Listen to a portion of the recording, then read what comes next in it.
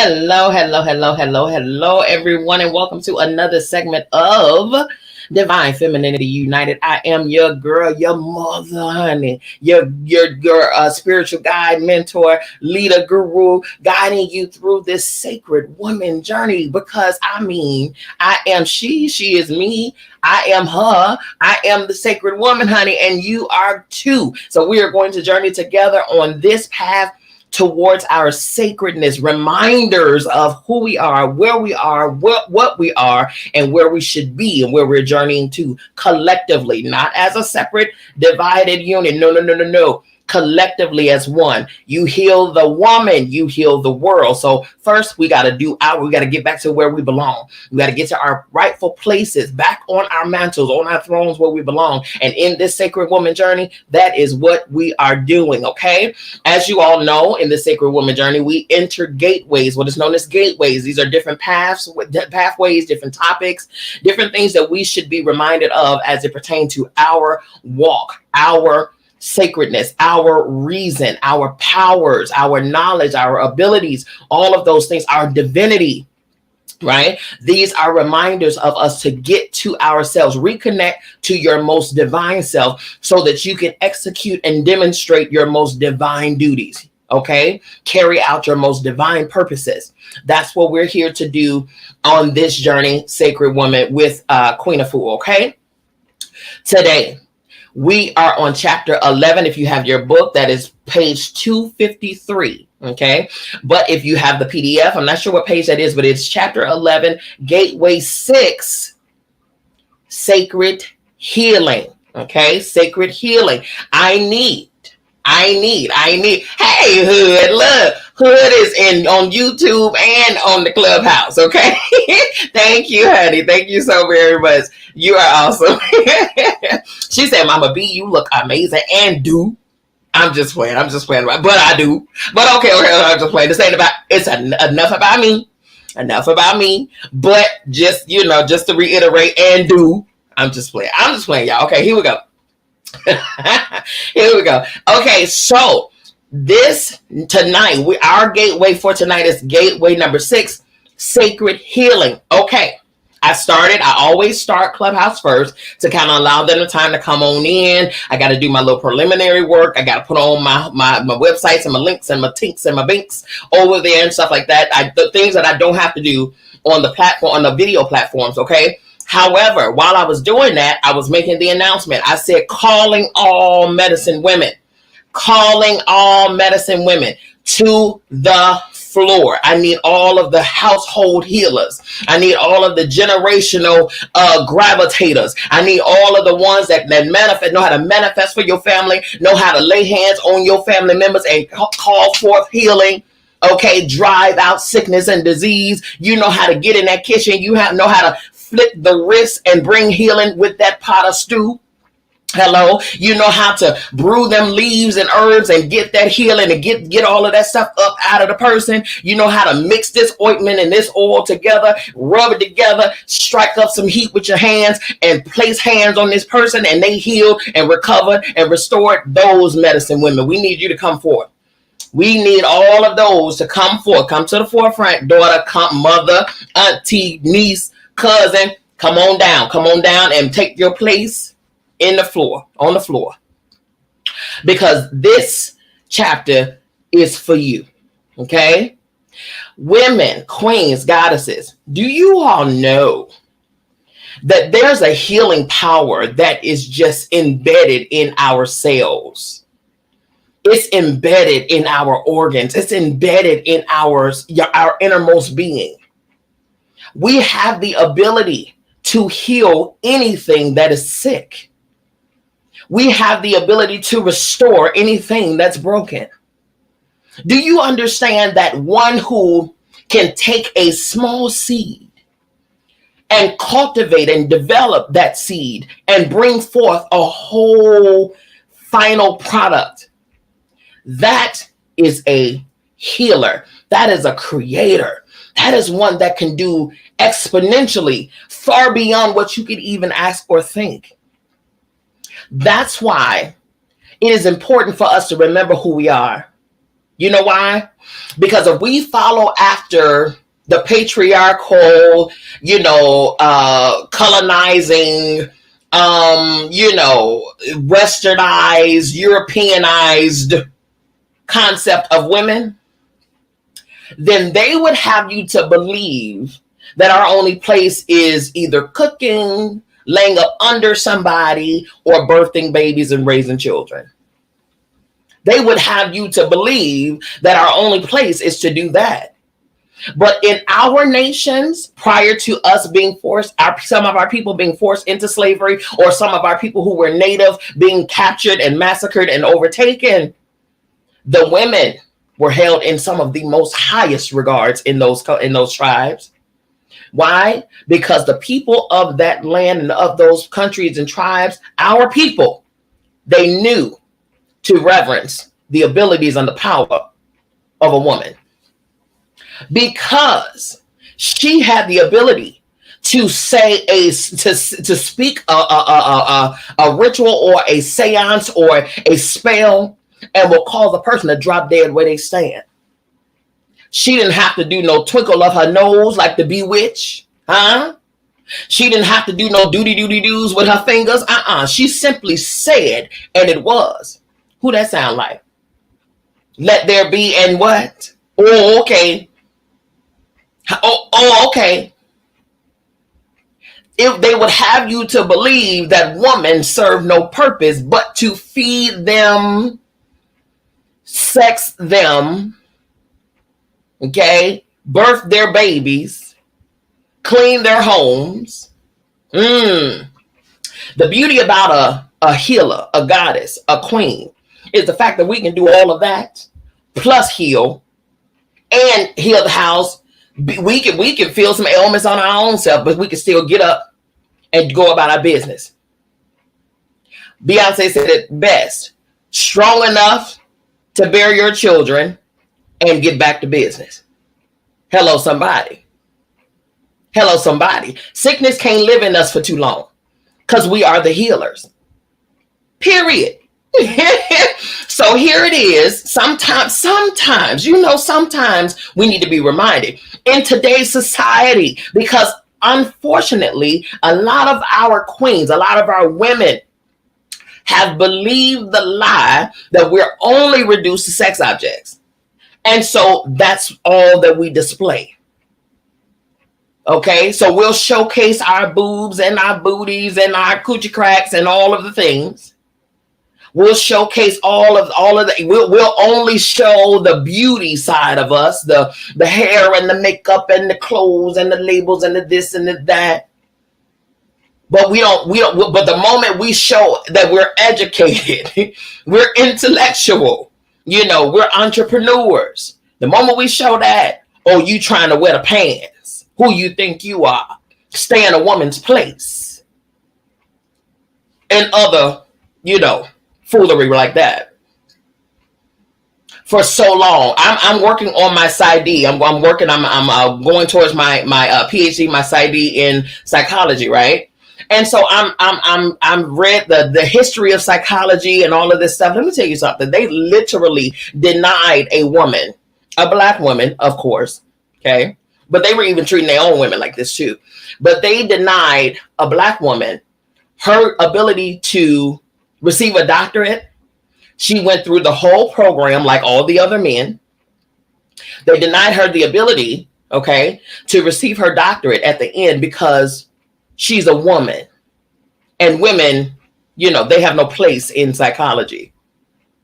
It was so funny that the irony of psychology, it literally means the study of mental and mind and behavior and all of this stuff of people. It's so funny because if they really, really, really wanted to exercise psychology, then they themselves would be on the examining table.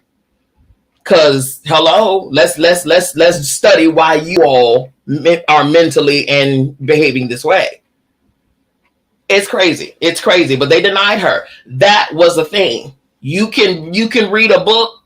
You just can't show that you're smarter than us. Okay? You can work a job, but just don't produce more than us. Okay, it sounds a little bit like little D energy to me. I'm just saying. Okay, little piece of insecurities. Far be it for me to call anybody business out, but that's what it was given. That's what it was given. We have the ability to do all of those things, to be any and everything that we desire to be. We can do whatever because it's all in us to do that. We are powerful, powerful beings. And as soon as we remember that, I didn't say learn that or discover that, because to learn something means that it's something that is foreign to you. To discover something means that you've never seen it before. To remember something means that it was already a part of you and you just kind of lost sight of it. You just need your mind jolted. That's about it. Here we are with the jolt. I got the votes for you. Okay. So going into Gateway 6, Sacred Healing. Of course, she always mentioned her ancestors, her contemporaries, her elders in that area, okay? She also mentions the sacred guardian of that area of sacred healing, which would be Sekhmet. If you are familiar with the Kemetic ancient background of our culture, our people, well beyond Jesus H. Christ, Esquire Jr., twice removed, the third, okay? Then you would know that there's a whole history beyond that. Right? She also talks about how to set up an altar that focuses strictly on sacred healing.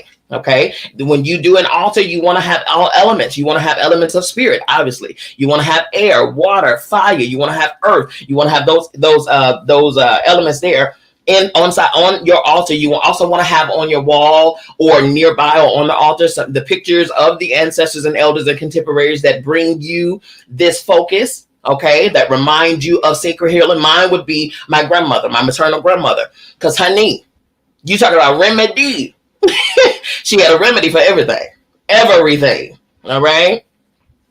Along with a little rub down of some green alcohol, witch hazel is what they called it. Okay. Moving on to the next page, we're going to go into gateway element. The element of this gateway is fire. And it's ironic, which is never irony. It's never a coincidence. We talked about that on Sunday. Nothing is by happenstance. There's no coincidences in everything. Today, we're talking about going into a gateway where the gateway element is fire. Today, if you all are astrologically inclined, then you would know that today is a full super moon. Okay. On a Tuesday being ruled by Mars. Mars is represents fire. The color red, it represents the fire. Okay, and the sign of Mars, I believe, is Aries. I want to say the Aries is connected to that, which is also a fire sign. Jupiter that's what it is. Jupiter is the ruler of Aries, which is also a fire sign. Okay. There's a lot happening right now. And then Sagittarius. Hello, we're in this full moon. The super moon is a Sagittarius moon. Fire sign. There's a whole lot of fire going on. Whole lot of fire going on. All right. So today, it is not by coincidence that we still living in this heavenly fire. Okay. Like Jeremiah. What does it say in the Bible? Jeremiah, he had fire shut up in his bones. Okay, it wouldn't leave him alone. Yes, it's about that fire tonight. So if you're doing any super moon in Sagittarius workings and rituals and stuff today, utilize the element of fire. That is going to be your best friend. Sagittarius causes you to reveal truths, confront things that you've been avoiding. All right. So look at your birth natal chart. I posted a post about this earlier. Now I'm gonna go over that before we end this tonight, because again, today is the first day of the super moon in Sagittarius. Okay. So look on your natal chart and use wherever the house is that Sagittarius is the sign up on your chart. And yes, everyone, no matter what your sun and your rising and your moon is, there is a Sag somewhere on your natal chart. Okay. So just figure out what house it's in, and whatever the focus of that particular house, that is the area that you have to, examine and see if you've been avoiding something in this area. Okay. but we'll get into that later. All right. So gateway element fire. Sacred healing helps you release the notion that someone other than myself will heal you. Okay. Once you go through the gateway, you will gain the confidence and the knowledge to heal thyself and your family in body, mind, and spirit. The sacred healing guardian Sekhmet calls us into the fires of transformation by activating and unleashing our innate healing powers.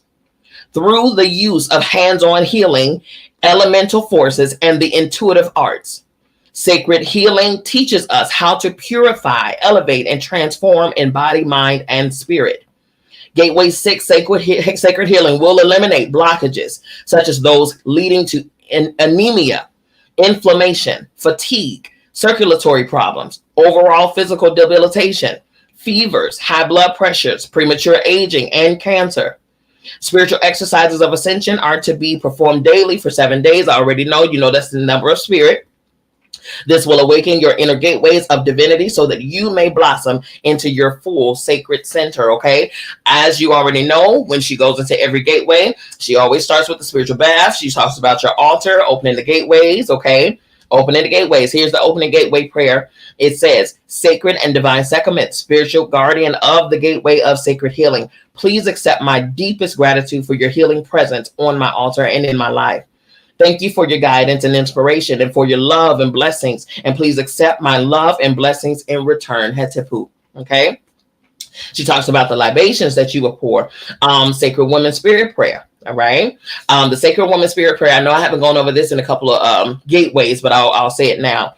Sacred Woman in the making. Sacred Woman reawaken. Sacred Spirit, hold me near. Protect me from all harm and fear. Beneath the stones of life, direct my steps in the right way as I journey through this vision. Sacred Spirit, surround me in your most absolute perfect light. Anoint me in your sacred purity, peace, and divine insight. Bless me, truly bless me as I share this sacred life. Teach me, Spirit, teach me to be in tune with the universe. Teach me how to heal with the inner and outer elements of air, fire, water, and earth. Okay. Then you have the sacred healing prayer. All right. So these are things that she's suggesting that you can, if you kind of have a loss of words and don't know really how to even go before spirit and ask and pray these things as you're opening up these this access to sacred healing, then so she's giving you some type of guidance, some type of maybe template that you can go off of and utilize when you're opening up this gateway, okay? When you're focusing on sacred healing as per any other gateway, okay? But of course, the most potent, the most powerful would be the area, the prayer, and the words that come directly from you, from your heart space, directly from your spirit, from your mouth, from your third eye, from your, which AKA your first eye, okay? But this is her sacred healing prayer. Benevolent Sekhmet, help me to be in alignment with you, the source of all spiritual healing. Help me to create a beautiful mind capable of opening to spirit in every way. Strengthen me, renew me, baptize me in spirit, that I may be free of the chains of earth. I am in need of spiritual healing. Grant me this, I pray. Okay. And so you will pray those words, and then you would do your breath work, your meditation to center yourself, ground yourself, get yourself connected to the intention that you are setting so that manifestation and attraction can take place and have a flow. Okay. You can be in alignment with what you're saying, right? And then we have the fire breaths and things like that. And then she goes into the meditation, which is step 9. And in the meditation, there's a color visualization. There's tonics, herbal teas, and things like that, which are very, very, very, very potent and very powerful when it comes down to you connecting and things like that. Certain herbs. And listen, we talked about this on Sunday too. Nature provides every single thing that we need before we even have need of it, before we even realize we have need of it. Okay. So everything on this planet that comes up and springs up from this planet, whether it be the nature in and of itself, grass, leaves, trees, whatever the case, plants, whatever, or the animals or whatever the case, they were here before we humans were here. Okay. So they all have purpose. Okay, so don't just mow your lawn and then and call everything a weed. I'm gonna tell you something right now. You are throwing away and tossing away some very, very potent medicine in your yards. Okay, just know that every single thing that produces on this earth, from this earth, has a reason. Okay, find that reason and you'll likely find your remedies and things like that. Okay, so herbal tonics, there's some herbs and things that you can brew, that you can steep, that you can ingest, that will be healing for you. Dandelion is one. Okay, but again, we've been taught that those are weeds, so we pluck them up and toss them out. Okay, beauty about those dandelions, though, they come back because they're connected. Right, they're connected. So here we go. Flower essences, we just talked about that. To deepen your experience of Gateway 6, choose from the following flower essences. Take 4 drops 4 times per day directly on or under your tongue, and add the same amount to a small glass of purified water and sip. Okay, so here are some of the ones that you can use. For self-healing, okay, contacting true inner, well, it's called self-heal, okay? Contacting true inner healing capacities. Courage to ignite self-responsibility in the healing process, especially to encourage the belief that one can be healed. The next one, love lies bleeding. Okay, these are flower essences, you all. Okay, to allow and understand intense and deep feelings of suffering. Right, the Shasta daisy. I've heard of Shasta daisy, and again, if you can't find them, if they're not in your yard, there are definitely herbologists online that you can order from and get this stuff from. I promise you, and they're not costly at all. Okay, the Shasta daisy gives you the ability to think holistically and to integrate different therapeutic approaches. Pink yarrow helps suppress hypersensitivity to the healing process or adverse reactions to the therapeutic process because feelings seem magnified. And then lastly, black-eyed Susan for any form of denial during the healing process. Come on now. Listen, this is everything, all right? So then the next one is diet. Of course, you don't consume things that are going to be counterproductive and counteractive to the remedy and the intention that you're setting, okay? Everything has to be in purpose, on purpose, intentional, okay? And then, of course, your sacred healing journal writing. You cannot forsake your journal writing. Right. Because there may be some things that spirit will drop in you, maybe some downloads, maybe some visions, some premonitions, or whatever the case, or even some things that you're feeling that you want to jot down. You want to get it out of you. Put it on paper. And I even would go and as further into say, date it, sign it. Okay. So that you can refer back to it. Okay. When you come from places, say, for instance, you have a situation that you're feeling and you can't shake the feeling, write it down. Write it down, sign it, date it. And then when you come out of this mode and this mindset or whatever, you can look back at that and be like, man, on this date, I felt this. And here we are, however many days later, months later, whatever, I'm on the other side of that. And you can see how quickly you transition out of circumstances and situations. Keep a log, okay? Alrighty. Different other things. You got your Shayna Freedom Shawl. You got your sacred tools, which would be crystal, pendulum, and pendulum charts, oracles such as the Matu Netter Oracle, Sacred Woman's Prayer cards, okay, Black Angel cards, Mother Peace deck, or the Medicine Woman Tarot deck. Now that's one that I don't have. Let me put a note here for me to grab that for myself. I definitely want to get that for myself. The Medicine Woman deck. Okay. Sacred reminder. Here's a sacred reminder throughout the week. You are to observe closely wisdom presented for the gateway you're in. For maximum results, live freely in tune with the various systems of wellness presented and practice the 7-day transformative work at the end of the gateway, okay? Alrighty, and here's the closing sacred words prayer. Mother, Father, Divine, help me heal my sacred life. Help me heal my sacred life. Okay, here we go. Sacred woman, heal thyself. Here's the Sacred Woman's Creed. As a woman, I am not powerless. I am most powerful. I can determine the destiny of my body. I can heal myself. It is my birthright.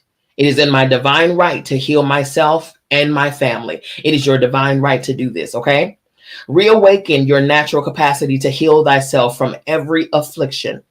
For no disease is greater than you and your divinity. Understand that. No disease is greater than you and your divinity. Even in the Bible says, no weapon formed against me shall prosper. No thing is greater than your power. No thing, no matter what doctors say. Doctors may have facts, quote unquote, but you and inside of your divinity lies truth. Truth trumps facts every day. Okay. So dive into your own divinity and locate truth so that you can stand on that and not be swayed by anything else. Okay. Use this chapter to transform yourself into the woman you know you can be by working on your self-healing daily. The more you commit to self-healing, the more you understand that in order to experience true divinity, you must become divine. In order to experience true divinity, you must become divine. Not just with mouth play. Your actions have to be divine. Your mind has to be divine. Your thoughts got to be set to divinity. Your words have to be divine words. Your movements, your circle got to be divine. You got to connect with other divine beings. Okay? You got to watch divine shows. You got to, listen to divine music. You have to. You must become divine. Know that all matters of imbalance, disarray, or turmoil can be eradicated to the degree that we purify and honor our body temples, minds, and spirits. Sacred medicine woman, come forth. These women of wisdom were respected by their people. These women could see beyond the obvious, predict the future, settle disputes, find lost property, and heal the sick. You can come. Look, think about your elders. Think about your grandmother, great-grandmother, great-great-great-grandmother back in the day. You can try, if you may, come to them and try to feed them a lie. They just gonna look at you. They're gonna look at you with this very, very gentle smile. They're gonna look at you. And then they're gonna either tell you right then and there, or they'll pull you to the side. And then they're gonna tell you what it really is. And then they're gonna say, okay, now come and let's talk. Now let's talk. You can't hide truth from medicine women. Nope. You can't keep things concealed from a real one. Not at all. All right. They know how to settle disputes. Remember the movie Soul Food? When Mama was alive, you didn't have all of that foolery going on. Not around her house, not around her table, not in her kitchen, not in her family. But notice when elders start to transition, notice the disarray that happens in families. Because somewhere along the line, the next generation of women didn't understand their own divinity and didn't understand that they themselves were the next medicine women in line, that the torch was being passed, right? They were able to find lost property. You can't lose nothing from a medicine woman. I will never forget my grandmother. We were young, and my brother, who's under me, he was in the kindergarten. And so in Chicago, your kindergarten class was like a half day or something like that. Hey, sweetheart, your kindergarten class was like a half a day. And so I think my brother, I know he did. He saw my grandmother put the rent money in what we had, a china cabinet. You know, that's where you put the good china. You know, the good china only comes out when good company come around. You know what I mean? And otherwise, it's just in a very, very pristine glass front cabinet with lights and things like that. It illuminated your good dishes, okay, and good silver. And so she would always keep her rent money under a stack of the plates in the china cabinet, never to be found or touched, right? So she went to go pay the rent one day, and it wasn't there. And so she's like, now listen. She know good and well she don't lose, especially money. My grandmother was a Capricorn through and through. Capricorns ain't losing no money. You understand me? One thing about a Capricorn, they know their business and they know their money even greater. Okay. So with her, she knew where her money was and she knew exactly how much was there. But she also knew that she just took my brother to school to his kindergarten class, right? Sure enough, he comes back home and in his little back pocket was the whole wad of rent money. Good thing he didn't lose it while he was at school, but he wanted to take it and show it to his friends that he had a little couple of dollars. Okay, not knowing exactly what he had in his wallet, in his pocket. But sure enough, again, that's a tale that a real medicine woman, they don't lose nothing, especially things of importance. Okay, and they also know how to heal the sick of the family. You're not gonna have sickness and ailments and diseases and things like that, and you got a medicine woman in your family. They're going to come where you are. They're going to gather elixirs and garlic or some type of leaves and herbs and bones and stones and roots or whatever the case. They're going to gather them all together. They're going to tell everybody to get out, because what they don't need is your unbelief, bothering their divinity and what they got going on. Okay, and give it a day or two. That person who was once sick, probably near their deathbed, will be up skipping around the house. That's the power of a medicine woman, okay? In ancient Kemetic times, there were and are to the present day in all parts of Africa wise women, healers, and priestesses. Still you rise, African women of today, after all you've gone through for thousands of years. You, medicine women, wise women, healers capable of all things, still you rise to go on and heal the nation. There's a passage here that says, Sacred Medicine Woman Affirmation. As I fan myself from right to left while loosening my big dress, I proceed to squat and rotate my hips to the sacred 4 directions so that I may bring balance to this incredible earth. I anoint and bless my womanness with frankincense and myrrh. I give praises that I can see the unseen and hear the unspoken. Hear me now. I'm fully in the spirit, as natural as one can possibly be, for I don't travel anywhere without my herbs.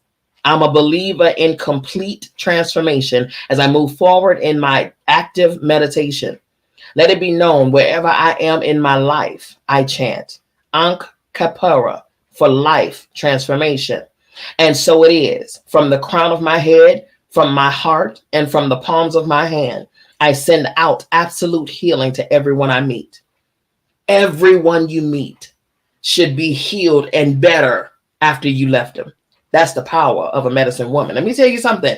I'm telling you, as we're reading this stuff, think back to your mama and your grandmama and your great grandmama and tell me this was not them. Tell me, I'm telling you. Here we go. Channeling for sacred medicine women from the Most High. All those in tune, the bell has rung. The changing of hands is taking place. Now the righteous are taking the lead. The pure of heart, the pure of body temple are coming forth. Let it be you, the Most High said to me as I received in the spirit. This is what she received. I am gathering my obedient and faithful, gathering them up, training them in the spirit, sending them out to heal the sick, to heal the land. Come forth, you freedom fighters, you healers divine. Come forth, you Harriet Tubmans and Sojourner Truths. Come forth, you Asatawas, righteous warrior queens. Come forth, Queen Nzinga and Queen Hasheput too. Come forth, you wise women, medicine women, ancient women, sacred women, sanctified and holy women. Mother As and Mother Mary, come forth with the old ways, the first ways, the power and spirit knowledge of your great beginnings. Come forth, stand firm and heal our dark Nubian race.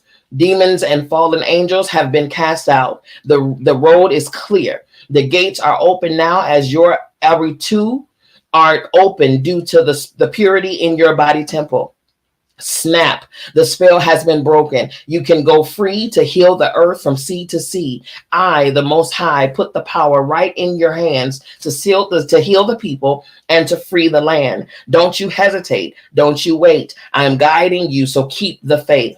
Men, tune in to the womb through you. Remember The ancient healing is coming through you too. Be wise, be humble, be strong, be brave. Allow my healing to come through. Ancient women, sacred women, medicine women, sanctified women, wise women. Remember the old ways from the great mother spirit. Hear my call, the call to divine order, to the ancient ways of my sacred earth medicine. Come forth, awaken to your natural self.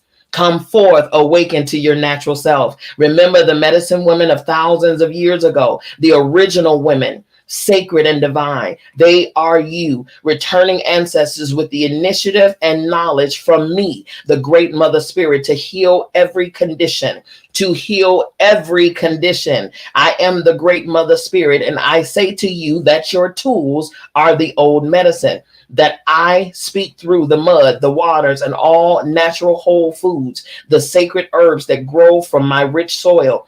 Children of light, sacred women, pure and divine, come gather around here. The time is up. It's growing near. Stay in tune. Go within. You'll find me there. Follow my lead. Follow it now. For I am that I am. For I am that I am. My guidance will show you how to heal all those on the land. Wow. Wow. That is, whoo, listen. Okay. Let me gather myself. Wow.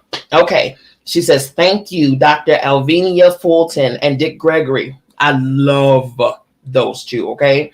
Original sources of inspiration for fasting and natural living. Thank you, Dr. Fulton and my elder and mentor, for reminding me to make soup when strangers appear. Okay, wife as healer, mother as healer. Here we go, wife and mother. There was a king man named Kali, whom I met at a Nubian spiritual gathering. He spoke of a back condition that had him in pain and flat out in bed. He spoke of Zebula, his dear wife, giving him a healing by applying clay to his back. After 3 applications, he was pain-free, able to move once again. I asked him, are you aware that your wife is an ancient medicine woman? He replied, yes, I know. Had it not been for my wife Zebula, my enemies would have destroyed me.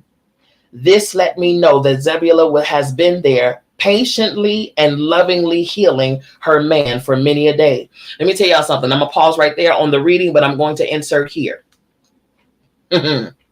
We've all had our trials, in our relationship past. Once you become aware of your own self and your own divinity, your own power, your own gifting and anointing and all of the things that you are, your selection and your choosing should be a little more fine-tuned. Okay? Because if you're going to pair with someone, be sure that that someone knows who they are, so that when they do enter that union and relationship with you, they're bringing everything that they know they are, all of their power, divinity, and everything to the table. That infinite question that everybody has, what do you bring to the table? I bring me to the table. And everything that I am to this table, okay? So it's because it's going to be necessary.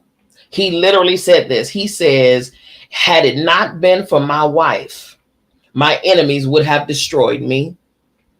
There are certain things that medicine women, real medicine women, can see, can hear, can feel, know, all of that.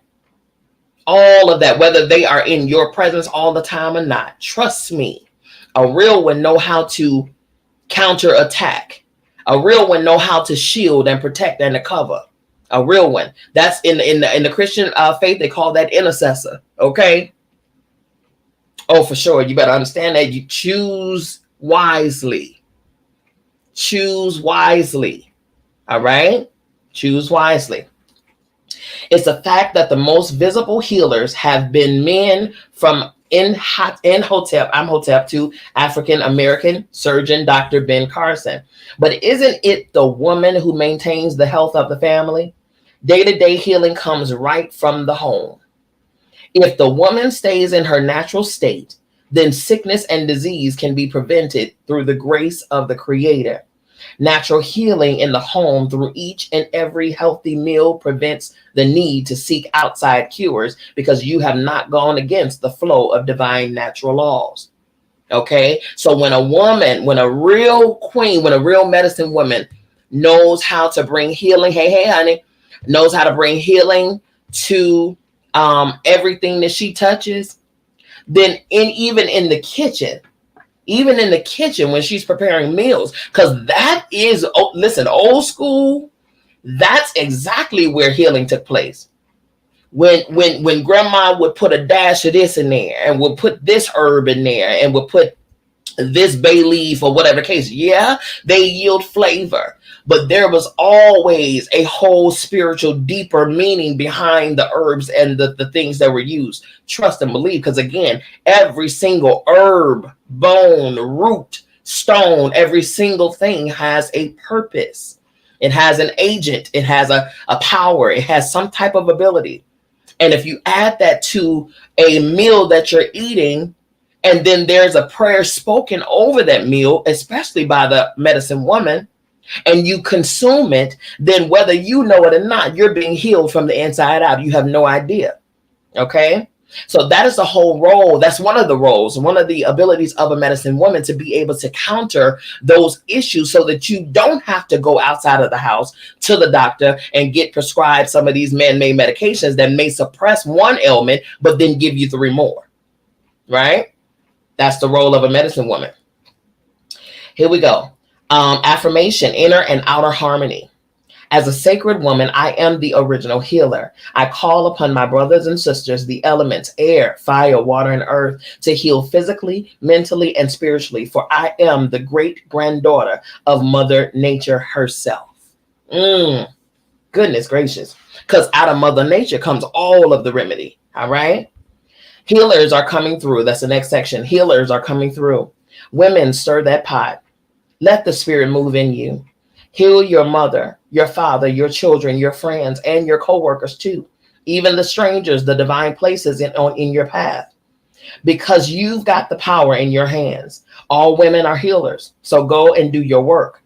Medicine women have insurmountable, unwavering power. And when it is unleashed, it can raise the dead.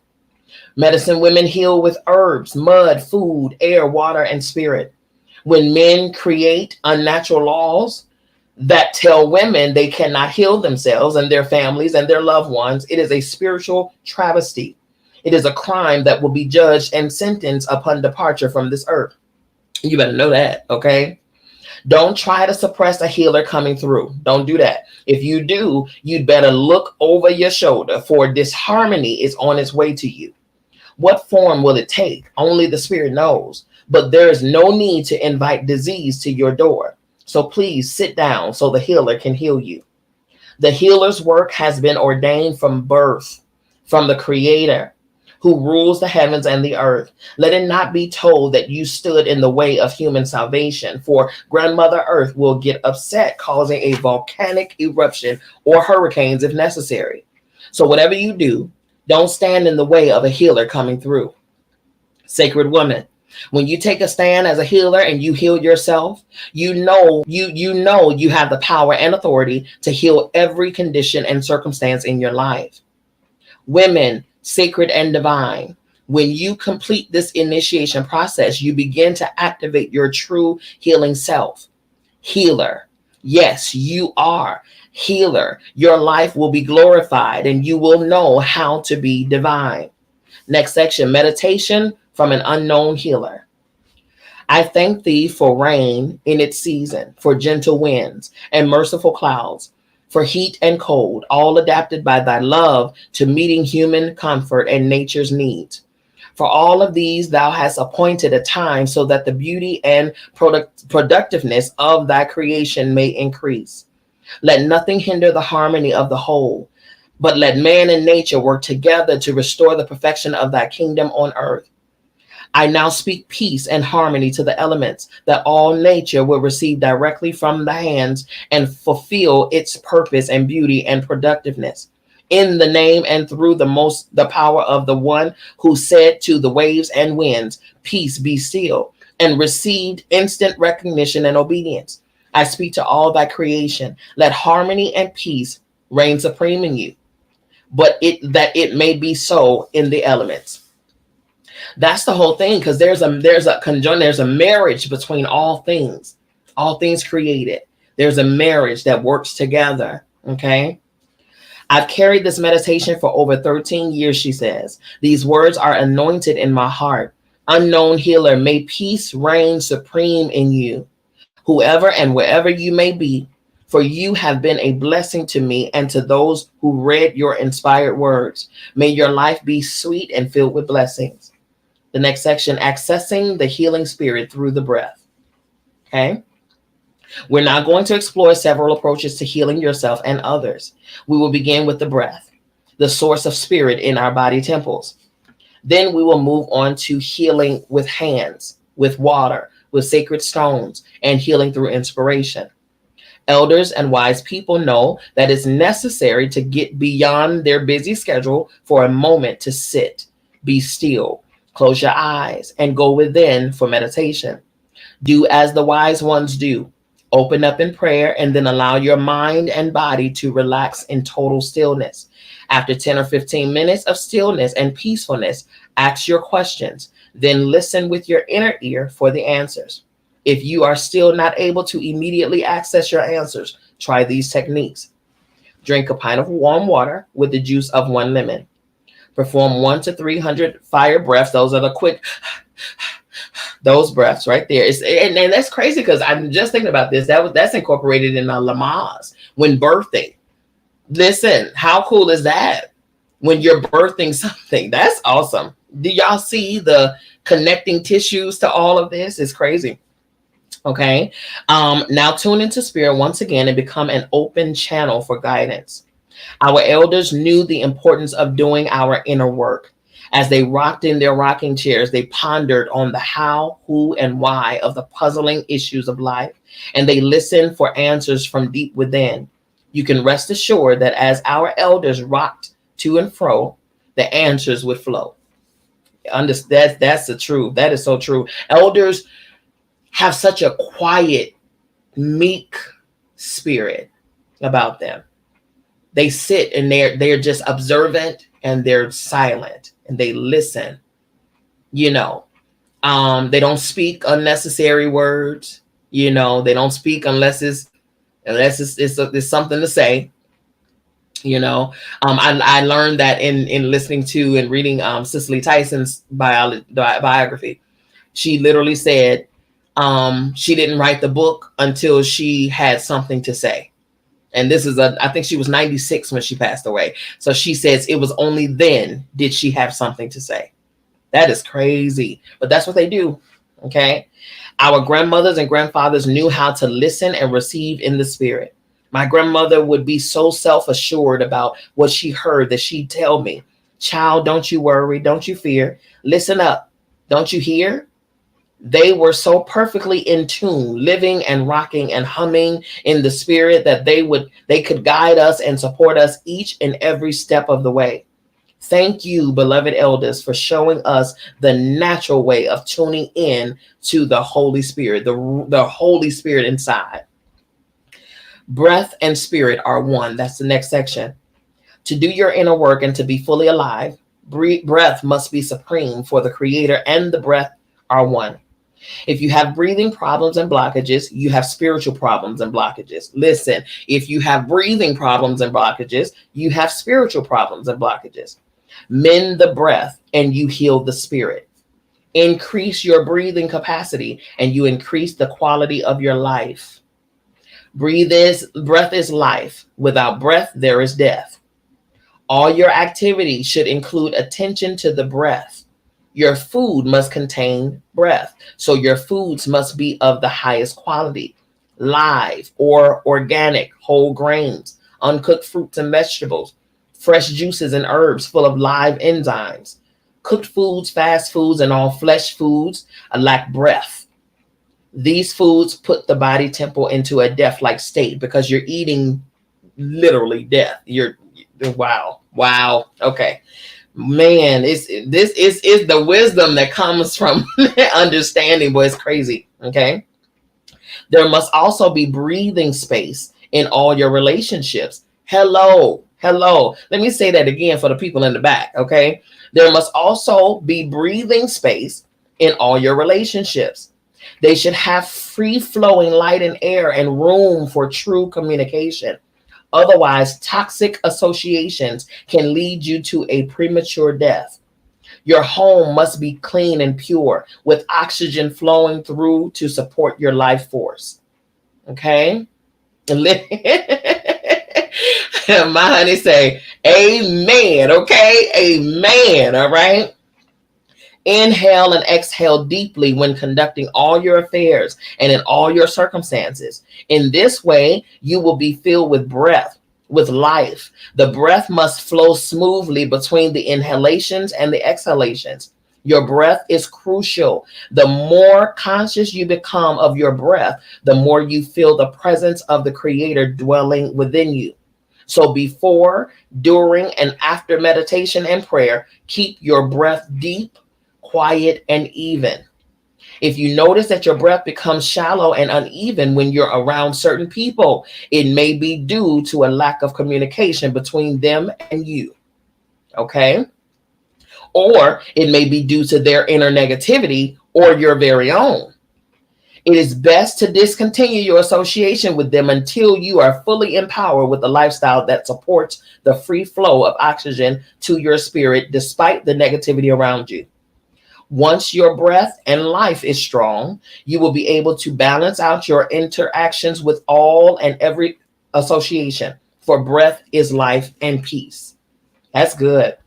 An herbal tonic for the lungs. So she has an ingredient and a recipe for the lungs for those who may have breathing issues and things like that. If you have your book, then you have that recipe there and you can go over it for yourself. If you want the recipe, then you can always email, inbox, comment, whatever. Okay. And I'll get it over to you. Okay. The next 2-day meditation using the breath for renewal. So she talks about that as well, how to go about doing so. Right. All of the details to that. Okay. She talks about an emptying meditation, right? So she gives you the tools on how to empty yourself so that you can ground yourself, center yourself, and things like that. That is necessary. I even tell some of my clients about meditation and how important it is. I even offer a guided meditation to some. You will be surprised that a lot of people don't know how to meditate. They don't know how to meditate. They don't know how to just stop. To ask them to stop and just still themselves, it's like they can think of 20,000 things that they need to do.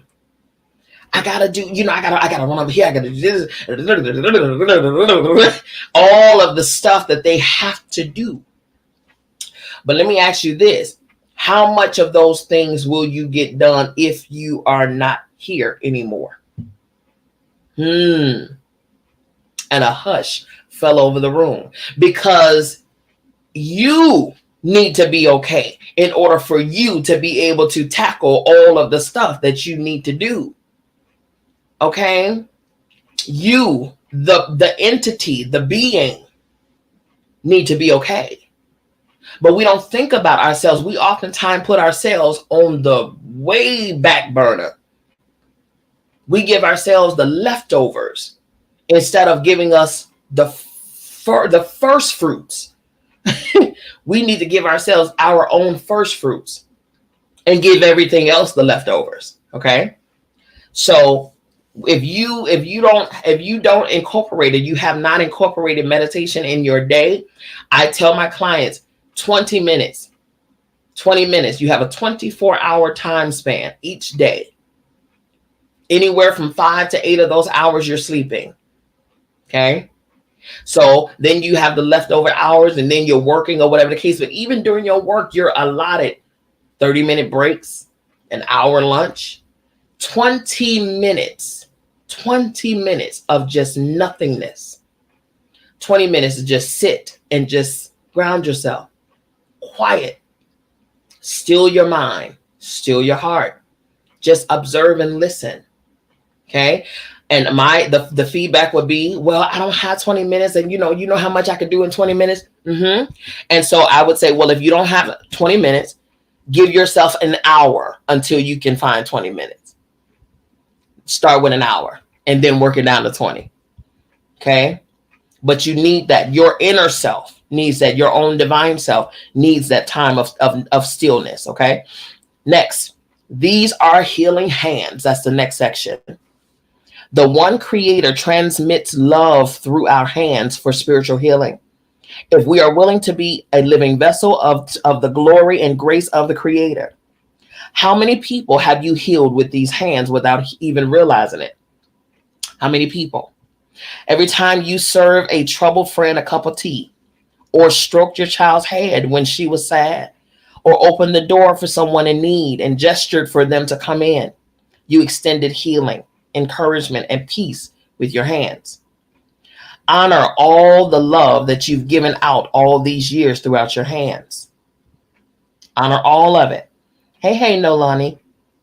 Now take those hands and wrap them around yourself. Hold on real tight. Receive the love and care that you are in need of through your own healing hands. Pour the love on thick. Embrace yourself deeply. Then when you've received everything that you need, open your hands back to the world so your hands may extend that all-powerful love to others. For your healing hands are a gift from the Most High. As a sacred woman, whatever or whomever you touch is charged with healing. When you tuck a baby into bed, the baby receives wellness and sleeps deeply. When you rub an elder's feet, he or she then walks with less pain. When you prepare a crying sister or friend a bowl of soup, she dries her tears and takes a new look at her life. When you sweep your home with your hands and wrapped around a cinnamon broom, blessings begin to flow. When you serve your family natural foods filled with love, profound healing takes place, all because you have healing hands blessed and cleansed by the Creator.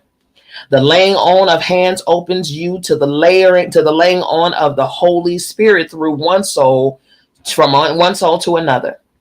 It opens you to the laying on of heart, of compassion, and it opens you to the laying on of healing words, so that when you speak, the sound, the tone of your voice, and the words that you utter create wellness in those you meet. Let me say this. Yes, this book is Sacred Woman. Yes, she's referring to sacred women often in the book. But understand that men, your womb is your mind. Your womb is your mind. Okay, that's where you create. Right there.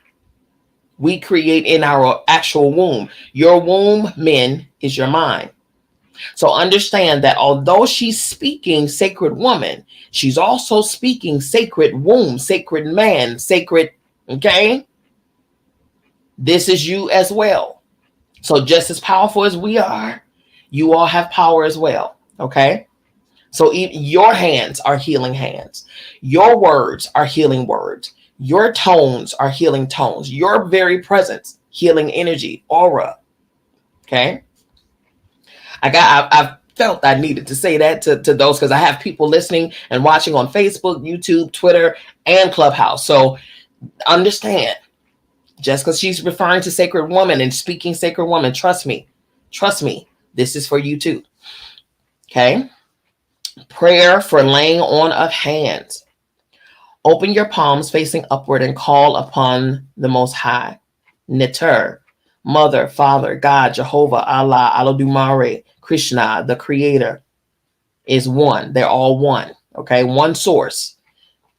One source. I'm going to say that again. One source. Okay.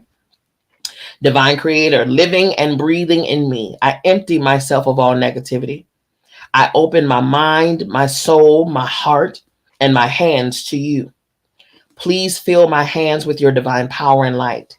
Charge and guide my hands so that I may follow and do your will, so that I may be your instrument of healing, so that I may be your instrument of peace.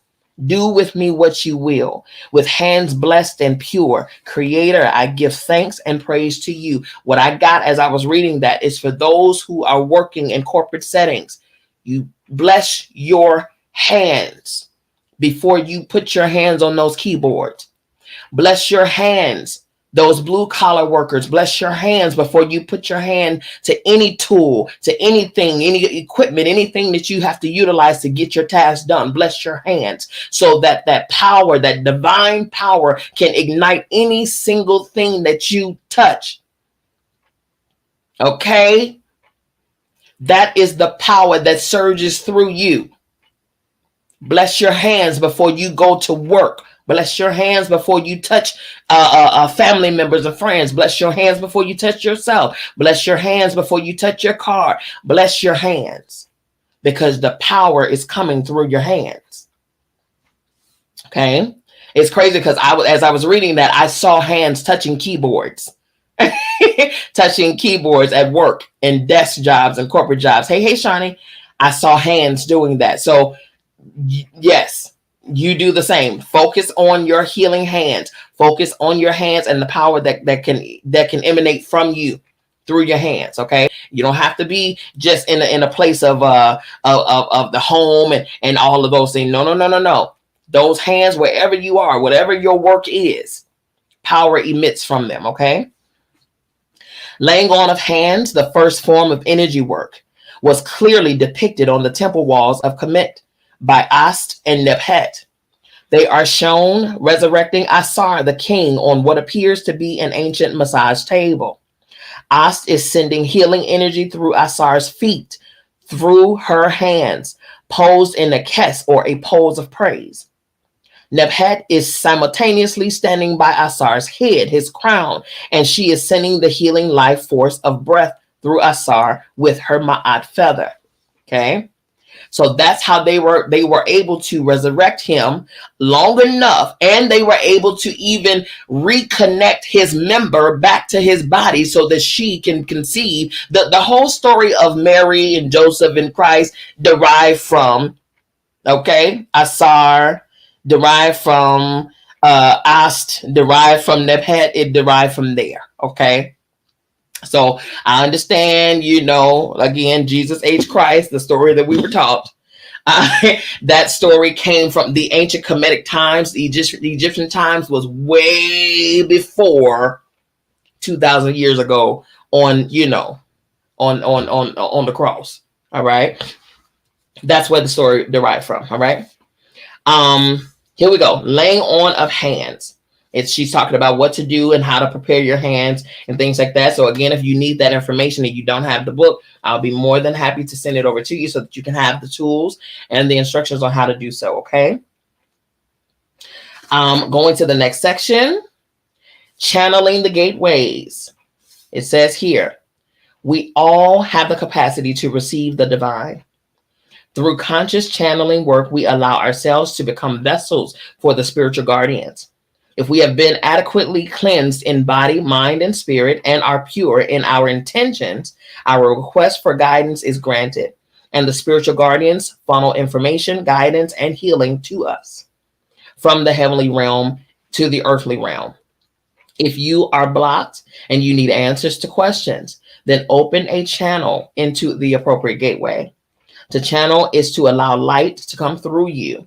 Before you begin, offer the following prayer, okay? This is the prayer for divine guidance, protection, and purification. Mut or mother, Atef or father, divine, who are indwelling, I ask that you open the way for me to receive a healing. I pray that the secrets of my heart be revealed to me. This is the perfect time. I'm interjecting right here. This is the perfect time to do so. Again, what did I talk about at the top of this hour? Tonight is the first day of the full super moon in Sagittarius. Sagittarius, the whole purpose is to reveal truths that we've been avoiding. Okay? To reveal truths that we've been avoiding. So that's what this time, and today is the day. All right. Today is the day. And Sagittarius is a fire sign. All right. And so is this gateway. The element of this gateway is fire. So with fire, with heat, with, all type. Listen. If you need help with that, I got you on that. Okay. Today is the day. Now is the time. Right. So going back to the prayer, she says, I pray that the secrets of my heart be revealed to me. Oh, Mut Amit, spare me from your jaws, which consume the hearts of the unjust. I pray that you guide my every movement, protect and purify my heart and my breath as I seek the wisdom of Tahuti. I pray that Ma'at will honor me with her wings of truth, that I may dwell in the lotus heart of Nefer Atum for all eternity. Okay. Preparation and protection, working for the channeling. Okay. And then 2 channels, she talks about how to go into doing that. Then advanced initiates. This is for the advanced initiates. Here we go. Determine which gateway you need assistance from. Call inwardly for the guardian of that gateway, no matter whether it's this one or any other. Okay. As you face the altar of your Ab. For example, call for Ma'at to speak through you if you have a Ma'at issue of finding out the truth. Okay. So every single gateway has a spiritual guardian that brings a focus to that particular, for whatever that thing is. Okay. And then she talks about how to depart from that channeling. All right. If you need to unblock your healing powers, because some people, they need to unblock their abilities because they're blocked up in there somewhere they're locked up, they're constipated spiritually. Okay. So she talks about that too. When you need your healing power to come through, say, oh, African spirit of Yamaja. Y'all already know that's my head. That's my Ori. Okay. Bring forth my Kapara or my transformation. And they will do that for you. All right. Now, the next section says, if you need help with that, if you need the portion, the book or whatever, and you don't have it, and it's because it shows you step by step on how to do that. I'm not going to go through that for sake of time, but it shows you how to do that. Okay. So if you need the book, I will send the book to you. Right. The next section, who says you can't be your own doctor? That is written by Kwasosya Kapera. Okay. It says, I was attracted to healing because of a picture of my mother that stayed in my mind. She was young and fine, around 19 years old, standing in a playground. I wondered how she, my aunts and grandmother, had come to change so drastically. At what point did disease set in? Where did the high blood pressure, diabetes, and obesity get their start? I'd had fragile health in my earlier years, and I knew that I could also wind up sick. But I believed that through natural living, I could break the cycle, beginning with me. My grandma, Geraldine Burgess, died afflicted by many diseases. Although she took laxatives regularly, used vegetable salt, and ate plenty of raw grated carrots and salads, her feet still burst open from diabetes. Perhaps because she also liked cornbread and hog maws and chitlins and steak. Sometimes she was also bedridden or in the hospital, miserable and in pain. When I learned that my great-grandmother, Mackie, was heavy into herbs and nature cures, I was surprised. She passed at 90 very peacefully, without pain and without a wrinkle on her face. They said she died because she never went to the doctor. But it seemed to me that she lived as long as she did because she took her health and healing into her own hands. Hello, Kimberly on Facebook. Hello. How are you, hon? Thank you for being here. It says, just as the medical doctor has diagnostic tools and medicine, you also have your medicine bags and healing tools, herbs, wheatgrass, enema bags, natural live and raw foods, freshly pressed juice and vegetable juices. Vegetable sprouts contain large amounts of easily digestible protein. And when your fruits and vegetables are taken raw, their enzymes, vitamins, and minerals are intact and work like medicine for your body temple. However, in addition to consuming lots of raw foods, we also take nutrients. This is because much of our food is grown in soil that is devitalized, and deficient soil produces food that lack complete nutrients and minerals. Much damage is done to the soil by chemical fertilizers that are toxic to us as well. Taking baths with ingredients from the elements air, fire, water, and earth is also crucial. as the body is made up of those very same elements. Exercise is important because only activity will burn fat and toxins, contrary to the popular notion that diet pills can burn fat while you sleep. With the healthcare crisis and skyrocketing medical costs, it's in our best interest to know how to heal thyself. Vegetarian food is the safest, quote, fast food, raw or steamed in mere minutes. And it is not expensive when you stick to the basics and begin preparing all of your own food in your own healing kitchen laboratory. Like a good doctor, it is important to be well read, well informed, and aware of your health options. More importantly, it is necessary to reorient our people to the mindset that disease is not normal and you should not grow debilitated, be sick, and wither away as you age. The opposite is true. The quality of the total sum of our years and lives can be improved and enhanced. That is so true. That is so true. That's the one thing I will say that Ancestors has me on the path of, and that is, and I quote from my grandmother, we're bringing you back to the basics. Meaning, the first task I had to do was get rid of my small appliances, the little quick fast and in a hurry air fryers and microwaves and all of that. Nope. Because all of those things, they zap, pulling out all properties, all power, all minerals, all, vitamins, all of that stuff, just to have something quick. No. Take the time, be patient, and give yourself the nutrients and the minerals that you need. Same thing with growing.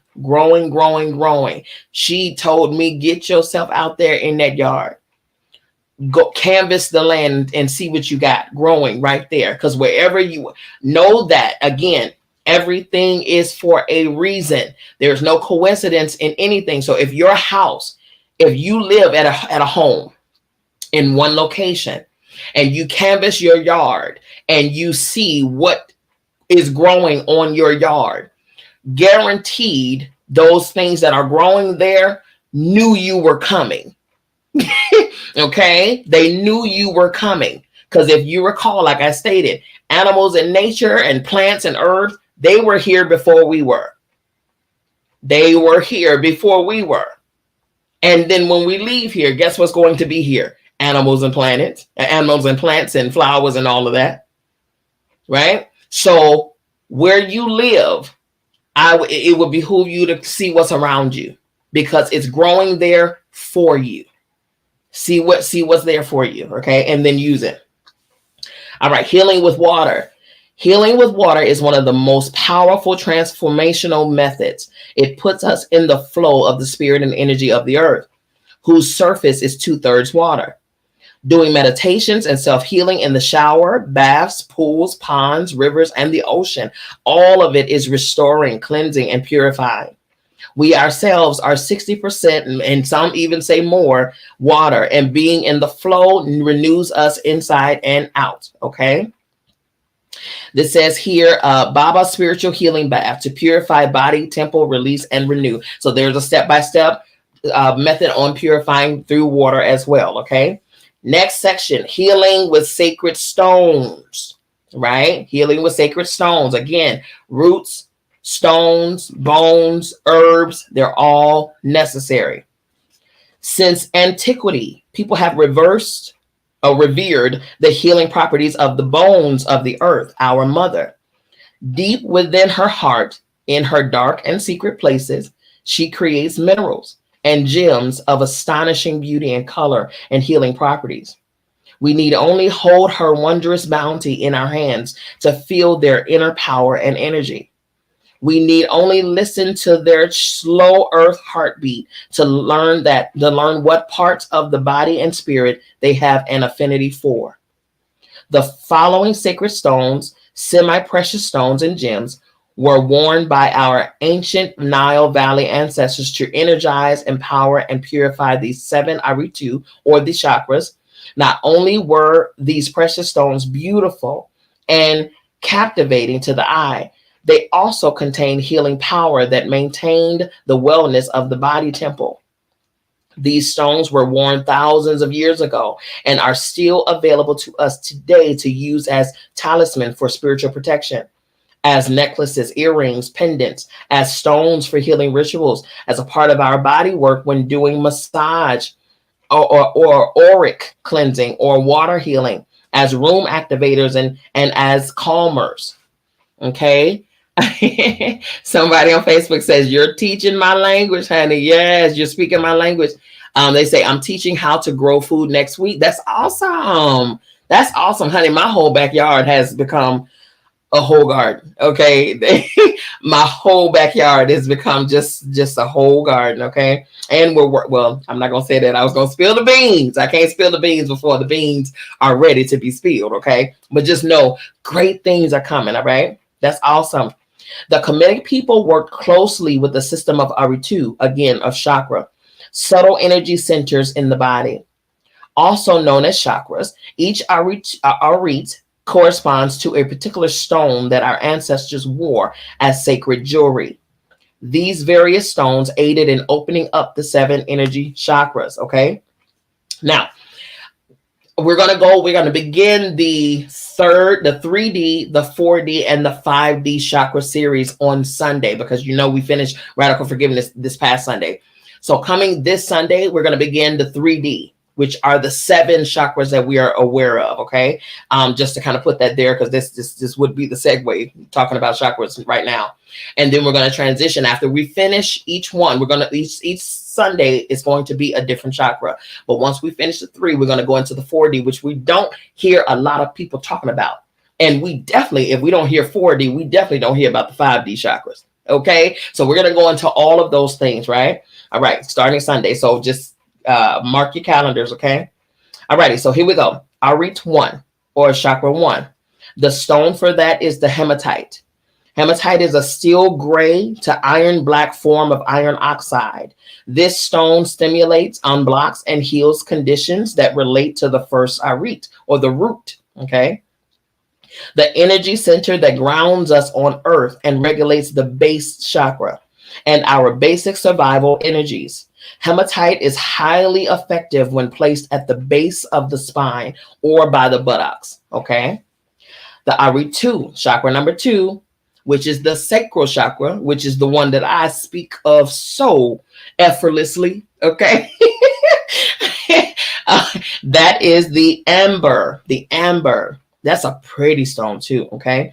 Amber is a tree resin that often contains fossilized forms of flowers and insects. Yes, it is. Okay. It ranges in color from orange to dark brown. Amber is connected to the electromagnetic energies of the etheric body. Okay. This stone represents the second arit, the sacral energy center that regulates the sexual and reproductive systems. Now you see why I have such a connection to it. All right. Amen, somebody. Okay. All righty. Amber is also said to stabilize the spleen, heart, and base of the spine. Okay. Arit number 3. That is the solar plexus, right? That is the carnelian, which is another very pretty one. Okay. The carnelian is a reddish, opaque stone. It helps to regulate the intake of food, as well as assimilation and circulation. It helps the digestive system properly filter. It gives you the ability to handle and break down challenges that come into your life. This gem represents the third arit, the solar plexus, the energy center that regulates the digestive system gateway. Okay. Arit 4, that's your heart chakra. That stone is the jade stone, which is everything. Oh my God. I have all of these stones, just so you know, but I'm going to tell you, jade is so pretty. Jade is a green stone ranging from light to deep shades that generates divine love. It aids in promoting altruism and unconditional love by aligning the subtle bodies. It serves as a balancing and calming energy to all those who come in contact with it. This stone represents the fourth arit, the energy center that controls the heart, the seat of love and compassion. All right. Hey, Jojo. Hey, honey. All righty. Arit 5, chakra number 5. That is your throat chakra. That stone is turquoise. Turquoise is a blue-green stone that gives us wisdom and brings good fortune. It can absorb negative feelings and vibrations and sends healing to the wearer. This gem represents the fifth arit, the energy center that regulates the throat, which aids in intelligent creativity and divine communication. So the sacred words from on high can come through. Okay. Again, you all, starting Sunday, we're going to be starting the chakras. Okay. We're going to be starting the chakra. Hey, Miss Karen. Okay. So you must be watching from a private Facebook page, a private page over there, because it's showing only Facebook user. So if you want your name to be, to be displayed and things like that, then you can go to a main page, which would be my either my personal page or the Bianca Miss B lead page. Okay. And you can see it from there. Otherwise, I see you there. Welcome, welcome. Thank you so much for being here. Okay. I'll read 6, chakra number 6. That would be your first eye, not your third, your first. Okay. That stone is lapis lazuli. Lapis lazuli is a deep blue stone that stimulates both love and beauty and helps to illuminate the mind. Lapis lazuli builds a sense of unity in man and woman. This stone is known to have healing, curative, and purifying properties. Its high vibratory spiritual color opens our capacity for inner seeing, prophetic visions, and clairvoyance. This stone represents the sixth arit, the energy center in the forehead, between the brows, the first eye, that activates the high spiritual mind. Okay. Arit 7. This is your crown chakra. Okay. And the stone for this chakra is amethyst quartz. Amethyst quartz dispels anger, rage, fear, and anxiety. It aids in eliminating pain and cleansing the body temple. Amethyst purifies the lower nature so that you can reach asar, higher consciousness. This gem represents the 7th arit, the energy center that regulates the crown of the head, the gateway of the highest spiritual knowledge and union with the divine. That is your connector. That is your transmission cable cord. Okay. All righty. So those are the 7 arit. Those are the 7 stones that correlate with those arit. Okay. And utilize, and I say this all the time, you all listen. I understand in certain belief systems, in certain faiths and religions that, they may think that herbs and stones and roots and bones and things like that, they call them, it's like generalized, they call them witchcraft or demonic or whatever the case. Understand this. The same creator that they worship and pray to and all of those things, the one that created heaven and earth in the beginning, that same creator created all of these elements. This is not man-made. Herbs did not come from man. Stones did not come from man. Bones did not come from man. Those were formed, created, okay? The roots and things like that, they didn't come from man. These came from earth. This came from the creation, from the creator's creation.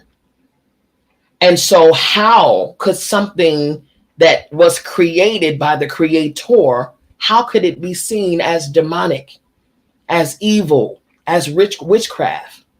How do we pick and choose what we want to call sacred and what we want to call demonic? Every single thing has an intention and has a purpose. Every single thing and everything that was created is created for your good. It's created for you. All right. So understand that. Remove all of the conditionings, remove all of the preconceived notions or what somebody told you or whatever the case. Get that stuff out your head, because that is what's causing your limitations. I'm telling you now, because there's so many resources out here that you can't recognize because you got the scales on your eyeballs. Because somebody has programmed you to think and see certain things as the opposite of what it is. Don't you understand that even in the Bible, it says the enemy comes not but for to steal, to kill, and to destroy. stealing your knowledge, stealing your understanding of who you are first and foremost is the ultimate thievery. Okay? Blinding you, destroying you, killing your insight, killing your wisdom, killing your memory of who you are and what you come to do. That's the biggest thing that's going on out here. Once you remember, then you will understand that these are tools that were here again prior to us being here, ready for you to take hold of them and use them for your task here. Understand that. Get the study to show yourselves approved. Okay. Stop taking other people's word for it. Period. Stop taking other people's word for it. Get the understanding, and all thy getting, wisdom is a principal thing. And in all thy getting, get an understanding for yourself. Okay. All right. I had to say that for the people, for the children, for the saints. Okay. I had to say it. Here we go. Intuitive healing. Now that you have done so much healing work on yourself and your life with diet, exercise, baths, herbal preparations, prayer, altar work, meditation, journaling, you have truly begun to open up your inner channels of communication with the highest source. You have probably begun to experience flashes of intuition or inner knowing. What this means is that you're opening to your gifts of clairvoyance, of prophecy. This could not have happened until you've journeyed through the preceding gateways, because you would not have been clear enough to receive accurate answers to your questions. Also, by doing your inner healing work on a steady basis, you have developed a powerful sense of self-responsibility and compassion for others. Your healing ain't coming from nobody else. Your stuff comes from within. It's from within. From within. Everything is from within and then out. From inside out. It's an inside job. And it demonstrates and shows itself on the outside. Okay? From the inside out. That's how we live. From the inside out. All right? The most important thing is to use these awakening gifts to express respect and gratitude for the source. The world is made up of both light and dark. And it is our job as sacred women to maintain the balance between these opposing forces within ourselves and in our lives. Because guess what? In us, yes, is light and dark. But also, guess what? In us, it is necessary for both light and dark. It is. That's the balance. That is the duality. That is the balance. Okay? You can't, because if you're so light, then that means that you are overly passive. You're overly forgiving. You're overly, patient. Like you're just allowing stuff to happen, and you just smiling and hugging at everybody while they just taking advantage of all of the things. All right. The dark is necessary to balance out that light. Okay. Because that's where your aggression comes from. That's where your assertiveness comes from. That's where you speak up for yourself. That's that balance. That's the balance. No, you're not going to talk to me any type of way. God bless you. Thank you for coming out. Please come again. No, you will not. Hello. No, you're not taking no, you can't keep stealing from my bank account. No. Okay. Light says, yes, you can have it all. Yes, you can continue. Just take everything. Don't worry about my bill money. Don't worry about my mortgage money. Don't worry about my condo money. Don't worry about none of that. You just go have it all. That's what light says. But dark says, get yourself a job. Get out of my face. No, the answer is no. So there's a balance for both. There's a balance for both. I promise you. Okay. And sometimes light says, yes. When dark says, you about to get cussed out. Dark says, cuss them out from head to toe, and then boom, balance. Hello. All right. There's a necessity for both. Our ancestors knew that our spirits face tremendous challenges on a daily basis, from our inner forces of temptation and negativity to our outer attacks, both subtle and overt. This is why This is why we have the presence and the protection of Ma'at, truth, clarity, and balance. And this is why our hearts are weighed against the feather of Ma'at every day, to make us consciously aware of when we are out of balance. Okay? For only then can we make the proper changes in ourselves. We all have our times of weaknesses and doubt. Sacred woman, we all do. But we have tools to recovering from these states. We have the love and protection of all of the spiritual guardians we have met as we move through these gateways.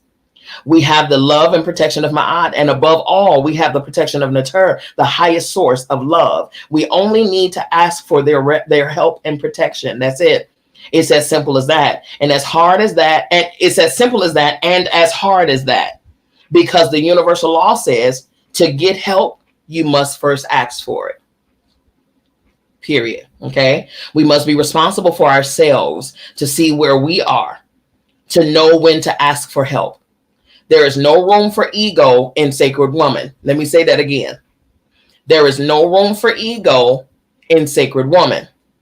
We must recognize and honor our true needs. That's when we need to do our inner cleansing, to fast, meditate, pray, take a sacred bath, write in our journal, or go out into nature.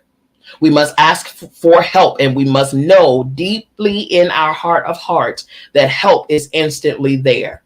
Okay? Consulting time-tested oracles.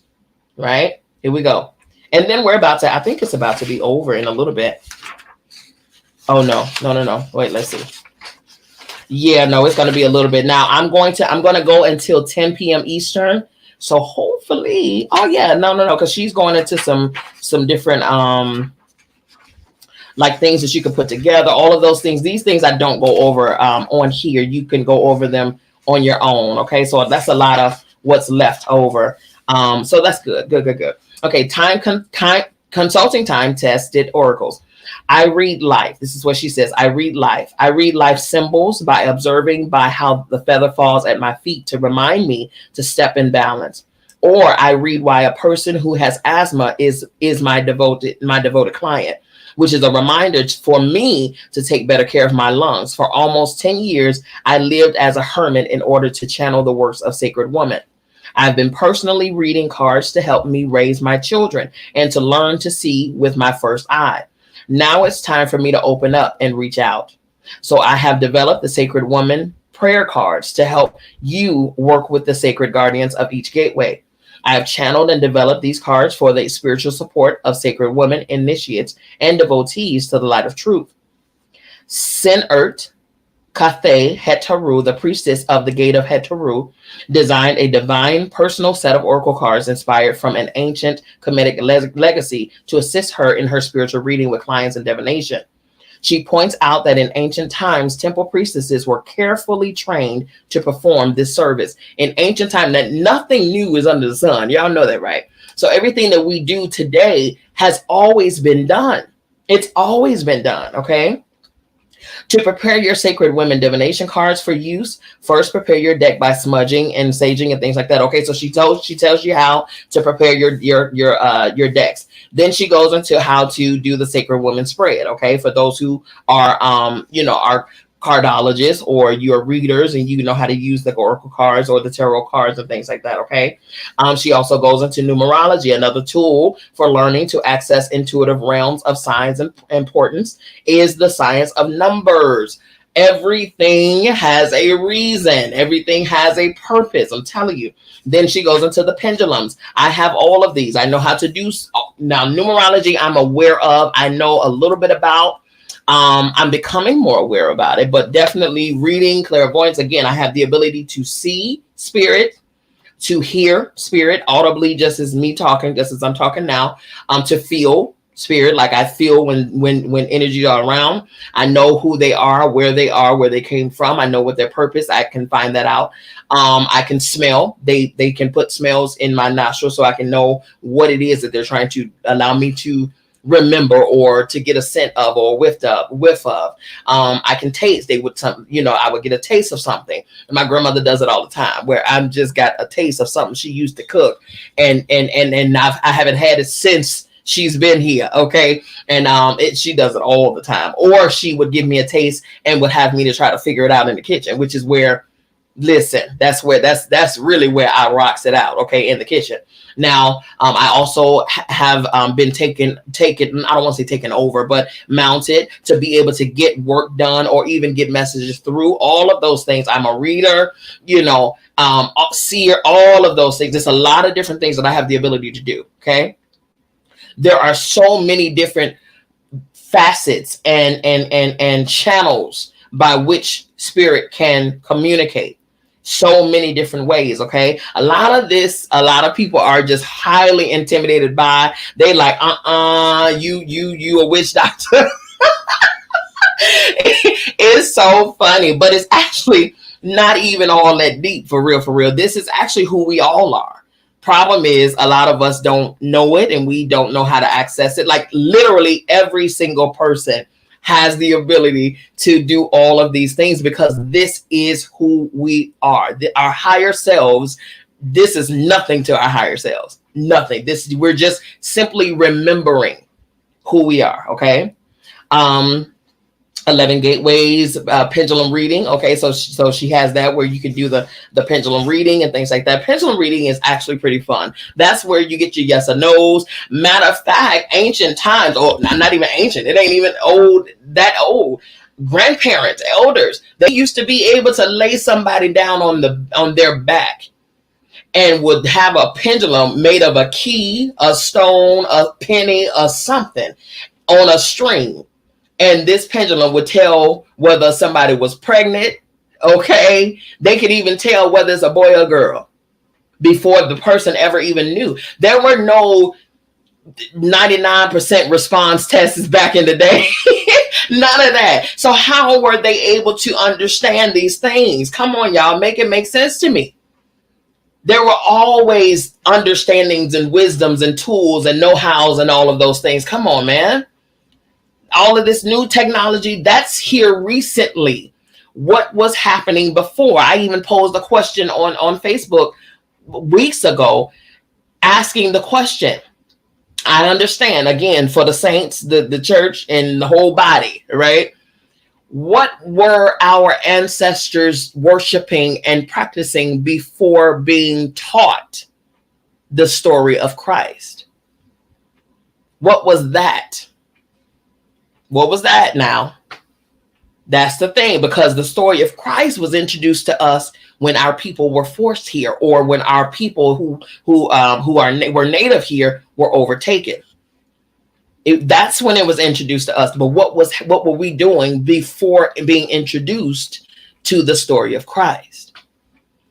Therein lies your answers, okay, about what it is that you could be capable of doing, or what your people were capable of doing, and all of those things. You have no idea. This here was probably running strong 9 times out of 10, especially for the melanated people.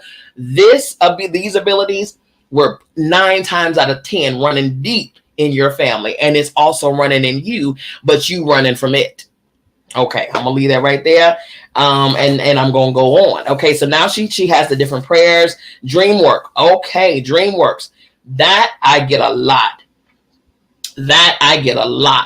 And I get a lot of premonitions for other people, regarding other people. I also get warnings for other people. I mean, vivid, clear. Just the other day, I had a dream about someone very close to me, and before I jumped up out of the dream, I had all the details from the dream. I jumped up out of the dream literally about 3 days ago. Before I put toothpaste to mouth, I called this person. I laid out all the details of the dream. And then I asked, how accurate is this? And they confirmed that, yeah. Okay. So here's the thing. If you could access and unlock your own stuff or your own messages, and if spirit can get to you the things that you needed, there will be no need for me to dream about your stuff. Okay? Everyone has the ability to do these things. I actually would prefer not to dream about people's business, because I got my own to deal with, okay? I really just really be wanting to mind my own business and live in my own little cubby hole. Okay. But because some others have yet to discover how to unlock or how to hear or how to yield themselves to their higher self or how to become aligned with their higher selves, then they need a me or need a someone who's trained and who's, you know, advanced and skilled in the arena of oracle or someone who's gifted in clairvoyance and all of the other gifts, all of the other clairs, okay, to get messages to them until they are able to fine tune and cultivate those abilities and they can get it from themselves, right? That's what it is. And a lot of the premonitions are literally, they could be warnings or they could be, oh, this is about to happen. Yesterday, there's a lot of happenings in my family, a lot of stuff going on as far as, you know, just a lot of stuff going on. And I sat with Spirit yesterday and I asked my own questions about what to expect. I needed to know what, as an individual for myself, how I should be preparing for what's happening and then what's to come. And then I needed to know, what do I need to prepare for my family, for what's happening and what's to come, so that I can know how to do what, bring healing in the times that we need healing, how to be an advocate, how to be an anchor, how to be a help in the times of need. So let me get ahead of this and let me find this out. Let me prepare myself, okay, so that when that time comes, I can boom, boom, boom, be at my post, know exactly what to do. That is the beauty about having access to all knowing. That is the beauty about having access to wisdom and understanding, because we have access to past, present, and future. That's the beauty about knowing yourself. Okay. Alrighty.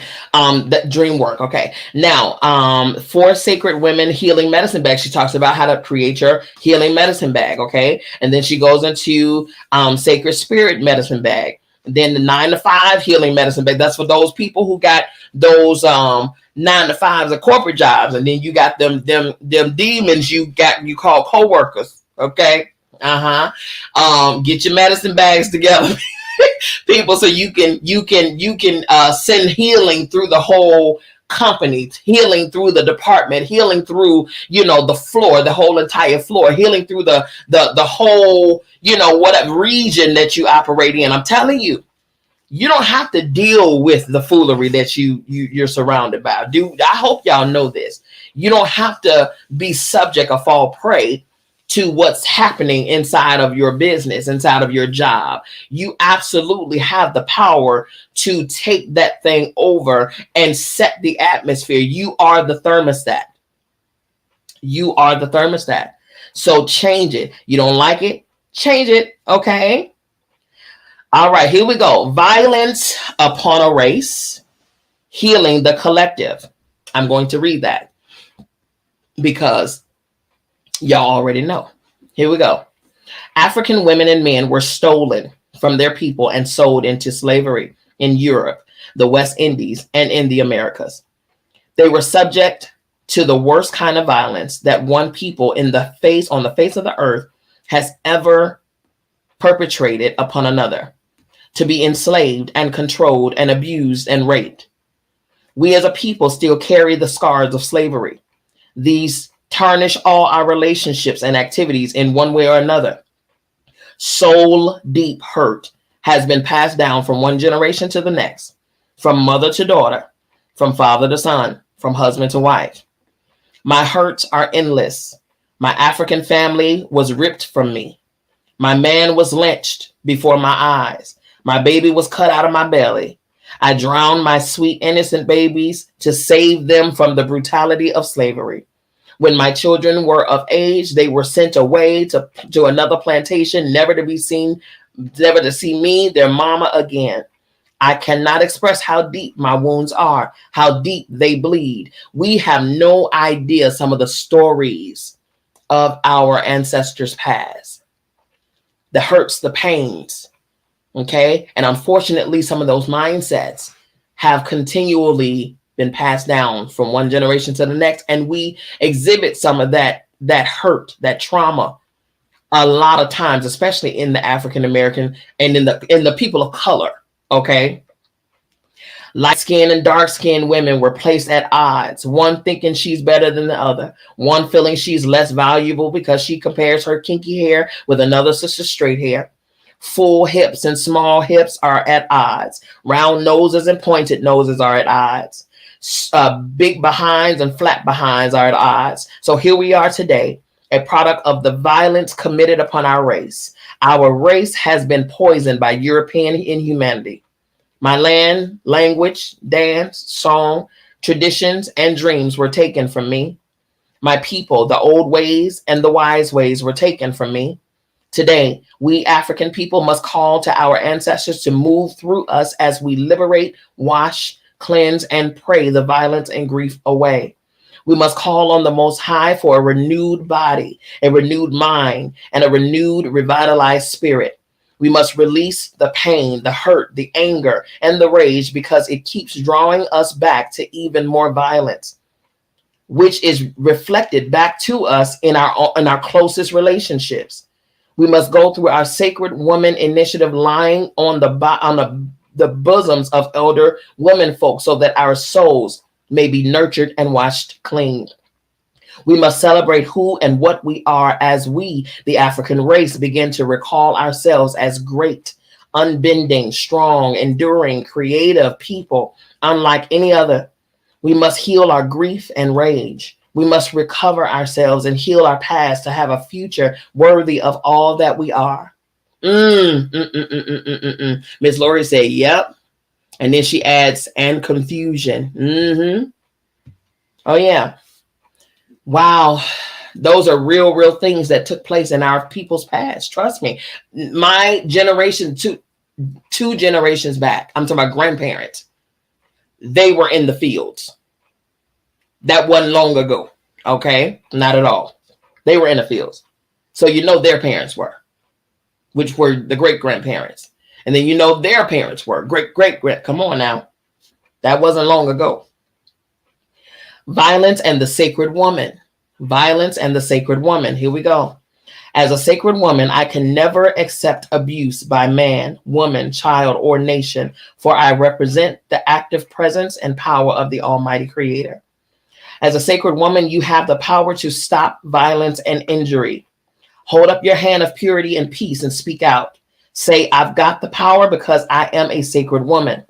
When you experience violence, it often indicates that your toxic inner elements are drawing violence to you. We talked about this in Radical Forgiveness.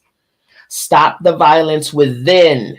Bring your elements into harmony by loving and caring for yourself.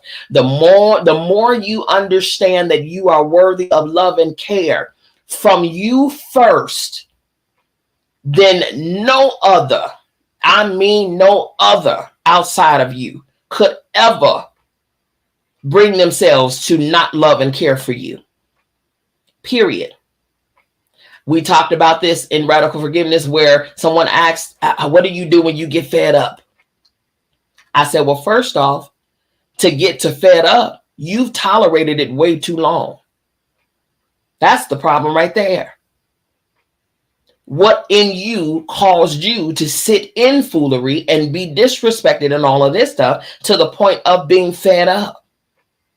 At first sign of disrespect, it should have been handled. Right? Especially when you know who you are and when you give yourself that love and you give yourself that care and you give yourself that respect, then at any sign of it being the opposite of what you give you, that's a problem. So if it comes to you and you allow it to come to you, then that means that that's something that you do to yourself as well. Okay? I was able to stop my own violence because I've got the power and the power of the Creator within me. Through the years, I have had the opportunity to work through my own healing by changing my relationships, replacing violence with peacefulness, Relationships with my mate, my ex-husband, my mother, my children, and my kin and friends have improved. I've watched many, many women who have come to me for guidance eliminate violence from their lives. And know this, violence doesn't necessarily just mean physical. Violence also can be emotional, mental, sexual, spiritual, absolute, verbal. Okay. Those are all violences too. I bear witness that the peace that we now experience is a direct reflection of our own internal healing and purification. The level and intensity with which we cleanse and rejuvenate ourselves indicates the level to which violence will no longer be a part of our times. When we take healing baths, don't simply wash your skin and pores. Take the opportunity to wash blemishes out of your soul as well. Let peace flow like water as it warms your heart, your mind, your body, your spirit, and affirm to yourself, I release the anger that is within me and draw out the peace that dwells within me, the peace that is buried under the anger. Okay. Violence begets violence. Let peace flow. Ingesting violence-inducing foods such as animal flesh and fast foods, dead or processed non-foods, sweets, alcohol, drugs, and cigarettes ultimately creates disease in our body temple. As a result, we find ourselves having to take medications and poisonous chemicals to suppress the disease we develop by eating violent foods. Often such a diet forces us to cut away a deteriorating organ, to tear away a uterus, to slice off a woman's breast, or to eradicate lungs, bones, or cancerous throats. We have to transfuse blood. We lose our minds. All this is due to self-inflicted toxic, violent foods, actually non-foods. Consumption of violent foods causes us to fall into zombie-like states and live out our lives as sleeping giants. Violent non-foods create a demonic state internally and externally that draws in demonic circumstances and or people who mean us no good. On the other hand, when we eat and drink pure foods, heavenly foods, organic foods, and vegetables and pure water, violence of all kinds will flee from us. When we fast and pray, we draw blessings to us and we begin to live in a more heavenly state. For heaven is within a pure body temple. There is much untapped power within our body temples. No matter what has happened in your life up until this moment, accept peace in your life right here and now, and meditate on this peace prayer. The peace prayer is this: I am a sacred being. I epitomize and personify peace. There is peace within my soul. I live a life of peace. I think thoughts of peace. I eat the foods of peace. I pray a peace-filled prayer. There is power in peace and peace in power. Not a moment passes that I don't meditate on peace. I am supremely peaceful, so I draw all peace unto me. I'm full of peace. Peace is my refuge, for peace is my divine friend, light, love, and protection. Peace is my refuge and strength. As you meditate on these words of peace, smudge your body temple with desert sage smoke from head to toe to deepen your peaceful ways. Smudge your home with sage for the sake of peace if no one around is opposed. The herb sage grows in our African motherland. It was used thousands of years ago in ancient Kemet. The Native American people of Turtle Island also widely use wild sage in many of their sacred ceremonies. Come to work early before staff or coworkers have arrived and smudge your work area environment with herbs and peace such as sage, cedar, and sweetgrass. In silent meditation, put a handful of sage in a pot of water and boil it. Put a drop of sage oil or cinnamon oil in a pot of water. Drop a dash of sacred oil on the aromatic therapy light bulb ring. So there's different things that you can do, to subtly infect your space with peace. Okay. From violence to peaceful thoughts through food we eat. So she talked about how to do that too. Food is our fuel. What and how we eat determines the effectiveness of our lives. Okay. There are natural food alternatives that she talks about there. The end of violence, the peace and love, diet, fast, and cleanse. So that's for you to do at the end of your ridding violence from your life and things like that. Okay. Heal a woman, heal a nation. Heal a woman, heal a nation.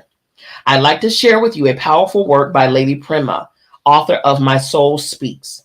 It has encouraged and uplifted a multitude of women, and I am sure it will do the same for you. Sacred woman healer, as you become a nurturing source of our nation building. All right, here we go. Heal a woman, heal a nation by Lady Prima. Celestial channel of our human birth, wholesome womb of creation, devoted daughter to divinity, heal a woman, heal a nation. Envisioned in her radiant form, exalted she'll rise supreme, rebirth to her innocence. True love will be redeemed.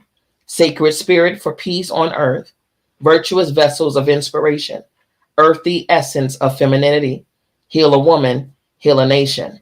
She dances to her own rhythm, sings with all in harmony, shares with all what she can give them. Through her love, she sets us free. Glorified through her inner grace, liberated through purification, nurturer of humanity, heal a woman, heal a nation. Engaged to her eternal mate, she serves through charity, bestowing her gifts on everyone. Let her live, let her love, let her be mother of civilization, heal a woman, heal a nation. Okay. The final page is the sacred healing 7-day transformative work. You already know. Continue to keep your sacred journal writing alive. Consult with Shasheta and Sekhmet to reveal what most needs to be revealed in your life. Again, we are in the perfect time to do that, as we are today. It's the first day of the full super moon in Sagittarius, which reveals things that are hidden, things that we have been avoiding. Okay. This is the perfect time to start this process tonight, okay? Talk to the most divine through your journal. Open your heart and speak your soul. Become one of mind with the divine, one of voice, one of action. This is a time to allow total crystalline clarity to move through your spirit mind, into your heart, through your hands, and into your journal, so you may reflect on what your soul speaks through the harmony of Ma'at, okay? Renew your commitment to sacred women transitionally through your dietary practices. Encourage one of your friends, family members, or coworkers who are willing to follow the Heal Thyself plan. Okay, record your sacred healing circles results. Empower your partners in healing by supporting their achievements too, no matter how small. That's the thing too. No matter how small the victory, celebrate it. Okay, yours and your partners, yours and your friends, yours and your families. Celebrate it. Celebrate. I got my grades for my first term completed in my university, and baby, I celebrated. Do you hear me? I celebrate. I think I got myself some sorbet that day. Oh yes, because I did that. Okay, I did that, and with honors too, I might add. Thank you very much. So those little things, celebrate, especially if you have a mate. If you have a mate, let me tell you something. There's something about, you know what I'm saying, being a cheerleader for your mate, all right? They're going to be so eager and excited to share all of the little wins with you, small little things. To them, it may seem so small, but because you celebrated and you blew it up, and you gave them a parade of sorts, it's like, oh man, yeah, you know what? I did do that, didn't I? Oh man, that was cool. That's a good thing. Celebrate, okay? Do that this week, all right? Empower people. Consult a holistic medical professional if, such as a naturopathic physician, holistic medical doctor, if this is something that you need to go and get some type of physical matter going on, okay? Until you learn how to heal yourself 100%, you can go and talk to someone who's a naturopathic doctor that can help you, okay? Taking on healing as a way of life. Apply nature cures and make it a part of your everyday. Continue to maintain your wellness program without fail. Don't stop. Meditate and live in a state of absolute wellness daily. Daily. Build up the habit. Become consistent in this new life, this new sacred healing life, okay? And she talks about the receiving a cleansing. Always do a cleanse, a detox, do a parasite cleanse, a mucus cleanse, all of those things, because a lot of those things, even Dr. Sebi says, the only one disease that need to be cured is the disease of mucus in our bodies, because mucus causes all of the other ailments. Okay. Hey, Elba, welcome, hon. We're about to wrap up in a second, okay? She talks about allowing activity, movement, sacred movement. We talked about that a couple of gateways back. Sacred movement, move your body, sweat, release some of those that energy, release that some negativity, release the sicknesses out of your pores, release it. Okay, grow plants, grow in your backyard, grow in your windowsill for those who don't have a backyard. Grow on your windowsill. They have hanging windowsill pots, right? Hanging windowsill pots. Pot and plant with your hands. Grow with your hands. There's no excuse. Okay. For those who can work and do spiritual work, get yourself a pendulum and learn how to read the energy levels. Learn how to read them. Perform sacred women prayers. Do the work. Make sacred healing a part of your life. Because you are a sacred healer. You are that. Okay. Here's the commitment for this week. I commit myself to establishing and continuing the wisdom of Sekhmet and the power of sacred healing in all the areas of my life. I commit myself to establishing and continuing the wisdom of Sekhmet and the power of sacred healing in all the areas of my life. Let that be your commitment to self, okay? Healing, okay? Nolani says, give thanks. I full joyed this. Yes. I love that, full joyed this. I love it. Thank you so much for being here. You all, this is amazing. This is a reminder. This was a mere reminder. Queens, goddesses, mothers, daughters, aunties, grandmothers, sisters. We are sacred healers by nature, by design. Okay? We are sacred healers by nature, by design. Connect with your innermost abilities. Connect with self, your highest, your divinity. Connect with your divine abilities. And bring healing to not just yourself, but your home, your mate, your children, your nation, your city, your whole entire family, your lineage. Okay? Miss Lori on Facebook says this session was so cleansing. Yes, ma'am. Yes, ma'am. But listen, if you enjoyed this one, let me tell you something about next Tuesday. We're going to open Gateway 7 and we're talking about sacred relationships. Huh? Oh, we going there. We are going there. Hey, welcome, Lisa. We are going there, honey. Sacred relationships. Because we're talking about healing. And it's not by happenstance that we are on the back end, of learning radical forgiveness. Oh, all of it is in time. All of it is in perfect alignment. And then here comes Sunday. We're starting with the understanding and unveiling the wisdom behind the arit, the chakras. We're going to start at the 3D realm, at the root, okay, where it all begins, your foundation, right? It's going to be amazing, you all. This has been awesome. Sacred healing. We call forth all sacred healers. We call forth all sacred healers to the front. All sacred healers to the floor, please, to the front and to the floor. Absolutely. Rise up, sacred healers. Rise up. In fact, let me go back to that portion where she called you out. I'm going to call you out. Rise up, rise up, rise up, rise up. And I'm going to say this and then we're going to leave. We're going to go. Okay. Rise up. Here we go. Where we at? Rise up, rise up, rise up. Where is it? Where is it?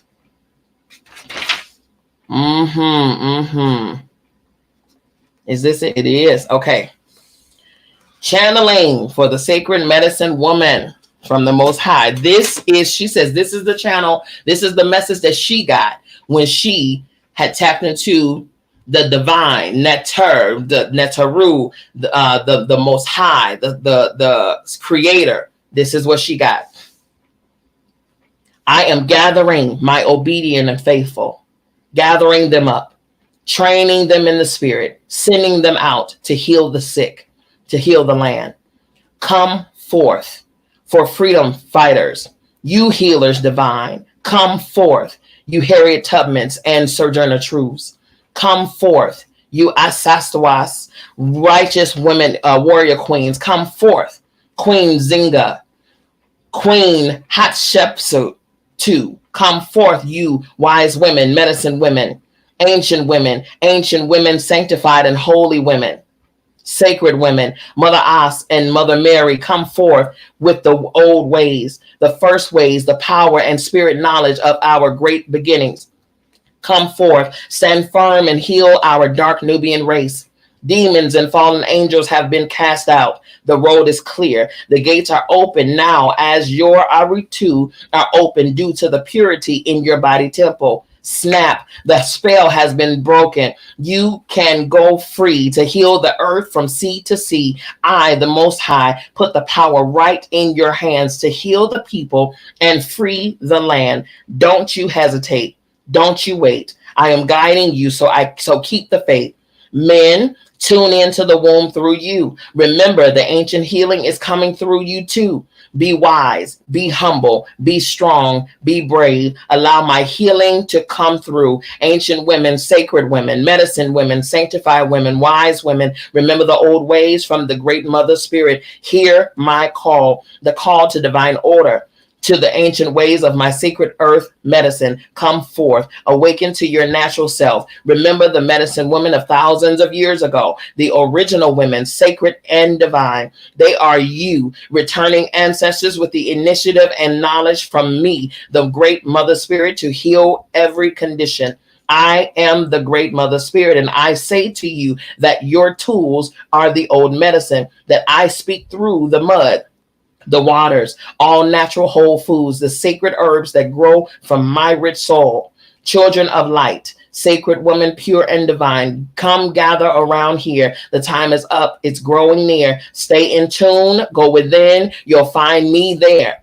Follow my lead. Follow it now. For I am that I am. My guidance will show you how to heal all those on the land. Okay? That is your call. That is your call, sacred women, medicine women. That is your call. All right? 7 days. We're going to work consistently.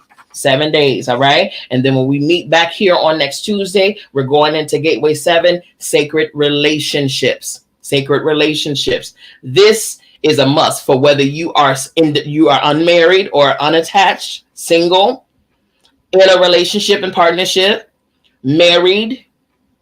It doesn't matter. It doesn't matter, okay? Even relationships of work, business partners, friendships and associations, it doesn't matter. Family, it doesn't matter. We're talking about sacred relationships on next Tuesday, okay? You all listen. It's been amazing. Thank you all for being here. Thank you to everybody who's watched on. We have people watching everywhere. Everybody who's watched on Facebook, on YouTube, on Twitter, on Clubhouse. Thank you so very much for your interaction. Thank you so very much for your presence. Thank you, thank you, thank you, thank you, thank you. I love you. I mean it. Don't forget to register. Register. We have 3 months left, but the registration closes in July next month. We have about a half a month to get those registrations in. You all get your registrations to the first annual Queens Gathering in Miami, Florida, September 8th through the 10th. You don't want to miss it. The information is on my bio or in the captions, okay? You all listen. I love you. I mean it. There's absolutely positively nothing, and I mean nothing that you can do about it. Don't you even try it. I want you to go and have a phenomenal rest of your evening. I want you to have a phenomenal rest of the week. Okay, be in purpose, on purpose, 100% of the time. We will see you back here on Sunday when we're starting the 3D realm chakras, the Arit, okay, starting with the root, okay? Again, I love you. I mean it. Have a wonderful, wonderful night. Peace.